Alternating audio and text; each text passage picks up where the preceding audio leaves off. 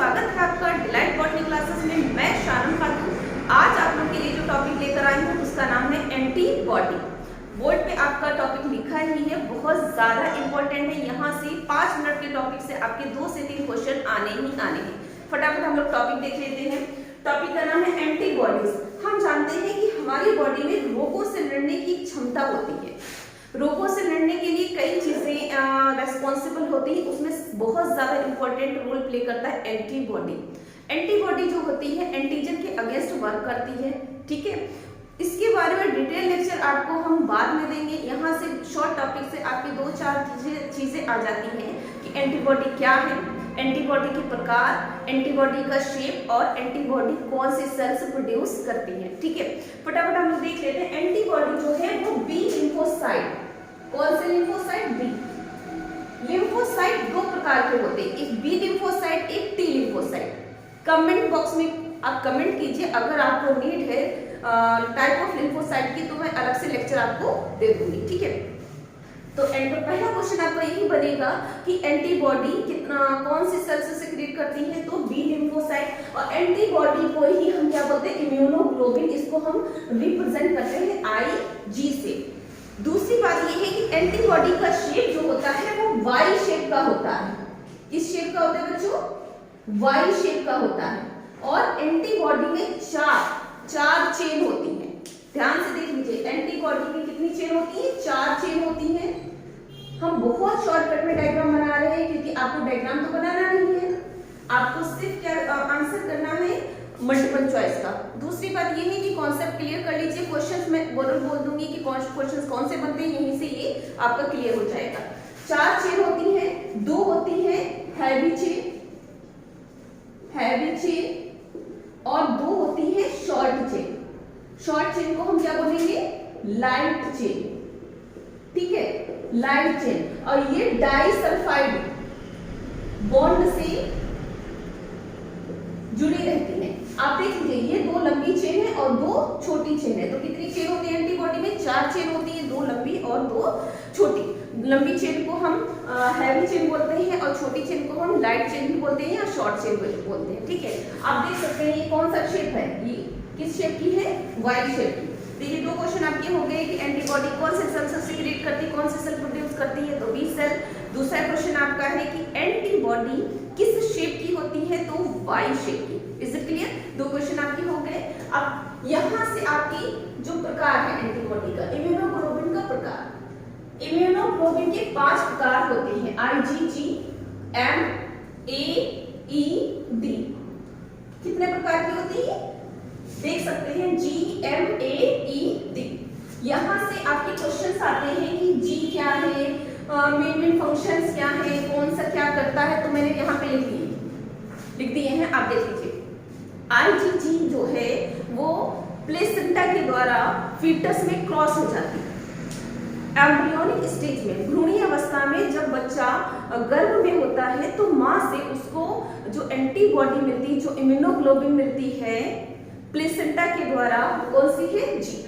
सीधा सा क्वेश्चन ये आएगा कि माता के प्लेसेंटा के द्वारा, वही प्लेसेंटा के द्वारा बच्चे को कौन सी इम्यूनोग्लोबिन मिलती है, तो जी। क्वेश्चन लिख लीजिए, ठीक। यहाँ पे मैंने लिखा भी, can cross placenta provide passive immunity to foetus. Passive immunity, active immunity किससे कहते हैं वो हम लोग लेक्चर में बताएंगे। यहाँ पे हम थोड़ा सा आपको पैसिव और एक्टिव के बारे में बता दे रहे हैं। देखिए पैसिव का मतलब ये होता है कि हम ऑलरेडी तैयार हैं लड़ने के लिए, मतलब माँ ने बच्चे को इम्यूनिटी दे दी, फिटनेस को ही दे दी कि जाना है तुमको दुनिया में, रोगों से सामना भी होगा, तो पहले से तैयार करके भेजा है, उसको हम क्या बोलेंगे? पैसिव। और माँ ने मतलब नेचुरली दी है, आर्टिफिशियली तो नहीं दी है, इंजेक्शन के द्वारा तो नहीं दी है, प्लेसेंटा के द्वारा दी है, इसलिए इसको हम क्या बोलते हैं? Passive, natural passive immunity. किसको दी गई है? फीटस को। तो फीटस को दी जाने वाली नेचुरल पैसिव इम्यूनिटी कौन सी है? IgG। Is it clear? दूसरी है IgM। IgM के बारे में कुछ भी क्वेश्चन आता है, सबसे हैवी इम्यूनोग्लोबिन कौन सी है, तो IgM। देन उसके बाद में IgA। देखिए कहते हैं ना, डॉक्टर्स कहते हैं कि माँ का जो पहला दूध है, मिल्क, बच्चे को जरूर पिलाना चाहिए। तो माँ के फर्स्ट मिल्क में जो एंटीबॉडी होती है वो होती है IgA। यही क्वेश्चन डायरेक्ट आएगा कि माँ के दूध में कौन सी एंटीबॉडी होती है, तो IgA। और लिखा है present in body secretion, body की सिक्रीशन में ये वाली एंटीबॉडी पाई जाती है, इसलिए इसको हम बोलते हैं सिक्रेटरी एंटीबॉडी। अब बॉडी की सिक्रीशन कौन कौन से है, कोलेस्ट्रॉम है, सलाइवा है एंड टीयर्स है। कोलेस्ट्रॉम को ही फर्स्ट मिल्क ऑफ मदर कहते हैं। क्या कहते हैं, कोलेस्ट्रॉम को फर्स्ट मिल्क ऑफ मदर। आप देख लीजिएगा इन दो क्वेश्चन में से इंशाल्लाह एक क्वेश्चन होगा, मिल्क ऑफ मदर। ठीक है, यही बच्चे को, शिशु को क्या प्रोवाइड करती है, पैसिव इम्यूनिटी। ध्यान से देखिए, फीटस को कौन सी पैसिव इम्यूनिटी प्रोवाइड करती है, IgG, क्योंकि वो भ्रूणीय अवस्था में मिलती है। जब बच्चा दुनिया में आ जाता है और फर्स्ट मिल्क ऑफ मदर में कौन सी प्रेजेंट होती है, IgA, तो वो शिशु को पैसिव इम्यूनिटी प्रोवाइड करती है। तीसरी प्रकार की एंटीबॉडी हमारी, तीसरी क्या चौथी, IgE। ये तब हमारी बॉडी में डेवलप होती है जब हम किसी एलर्जिक रिएक्शन से सफर कर रहे होते हैं, ग्रस्त होते हैं, इसलिए इसको हम बोलते हैं ड्यूरिंग हाइपर सेंसिटिविटी। याद कैसे करेंगे, एलर्जिक रिएक्शन। ई है ना, कब ज्यादा रोल प्ले करेगी, एलर्जिक रिएक्शन में। डी जो है, डी का कोई फंक्शन बहुत ज्यादा वेल नोन नहीं है। ये जो है बी सेल को वो करती है, मोटिवेट करती है, बी सेल को मोटिवेट करती है कि एंटीबॉडी बनो। ठीक है, तो इसका मतलब वही है ना, जिनका खुद का कुछ काम नहीं होता है, कि इंडिविजुअल को काम नहीं मिलता है तो वो दूसरों से कहते रहते हैं, मोटिवेट करते हैं, तुम ये करो तुम वो करो, तो वही डी कर रहा है। डी क्या करता है कि बी सेल से कहता है और एंटीबॉडी बनाओ, ये और ज्यादा जरूरत हो रही, तो डी जो है एंटीबॉडी बनवाता है। बी सेल से क्या बनवाता है, ऑल टाइप की एंटीबॉडी, ऑल टाइप की एंटीबॉडी बनवाता है। ठीक है, तो क्वेश्चन आपके 2-3 हो गए। पहला क्वेश्चन आपका क्या हो गया कि प्लेसेंटा से कौन सी एंटीबॉडी क्रॉस करती है, तो आप बताएंगे IgG। दूसरा आपका क्वेश्चन हो गया फर्स्ट मिल्क ऑफ मदर में कौन सी एंटीबॉडी होती है। यहां से हम लोग बहुत कंफ्यूज हो जाते हैं कि प्लेसेंटा से IgA गया कि G गया, तो आपको इसका हम शॉर्ट ट्रिक बता दे रहे हैं, मतलब याद रहे तो समझ सकिए तो उसको समझिए और याद हो जाएगा। देखिए, भ्रूणीय अवस्था में हमें कौन सी मिलती है, जी। भाई बच्चे में जान कब पड़ती है, बच्चे में जान तो तभी पड़ती है ना, भ्रूणीय अवस्था में पड़ जाती है ना जान, तो क्या जी का मतलब जान, जी। ठीक है, और जब बच्चा जन्म लेता है तो उसकी जिंदगी की शुरुआत हो रही है। जिंदगी की शुरुआत, अल्फाबेट की शुरुआत ए से होती है ना, तो लाइफ की शुरुआत उसकी मदर के फर्स्ट मिल्क से हुई, तो मदर के फर्स्ट मिल्क में alphabet A. Is it clear?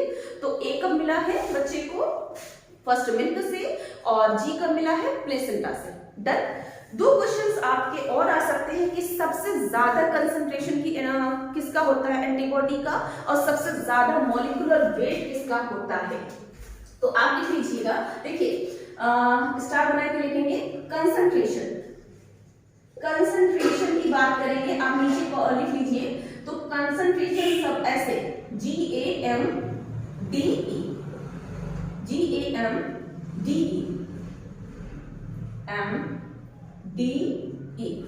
सबसे ज्यादा कंसंट्रेशन होता है जी का, उसके बाद E, उसके बाद M, उसके बाद D एंड E। इसको याद करेंगे गम दे।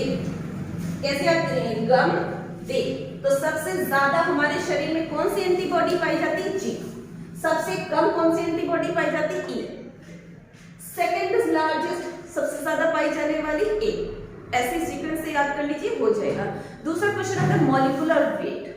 मॉलिक्यूलर वेट किस एंटीबॉडी का सबसे ज्यादा है, तो उसके लिए एक ट्रिक है आपका, मॉलिक्यूलर वेट का लिख लीजिए।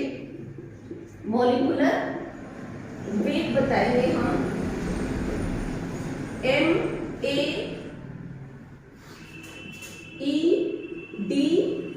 और G। मॉलिक्यूलर वेट सबसे ज्यादा M का होता है, उसके बाद A, उसके बाद E और उसके बाद D, और सबसे कम मॉलिक्यूलर वेट किसका होता है, G का, और सबसे ज्यादा मॉलिक्यूलर वेट किसका होता है, M का। ये भी है, सबसे हल्की एंटीबॉडी, सबसे लाइट वेट मॉलिक्यूलर वेट की एंटीबॉडी G होती है, तब भी वो प्लेसेंटा से क्रॉस कर पाती है। ठीक है, तो आप शॉर्ट फॉर्म मतलब ये गंदे हो गया, कंसंट्रेशन, मॉलिक्यूलर वेट हो गया, माइंड डीजे, 2-4 बार लिख के देखिए, आई होप आपको याद हो जाएगा। 2 से 3 क्वेश्चंस आपके एग्जाम में आने ही आने हैं। जब हम प्रैक्टिस सेट कराएंगे तो यही क्वेश्चंस होंगे, उस वक्त हम आपको ट्रिक नहीं बताएंगे, उस वक्त होगी हम लोग को बहुत ज्यादा जल्दी एग्जाम की। ठीक है, सपोर्ट कर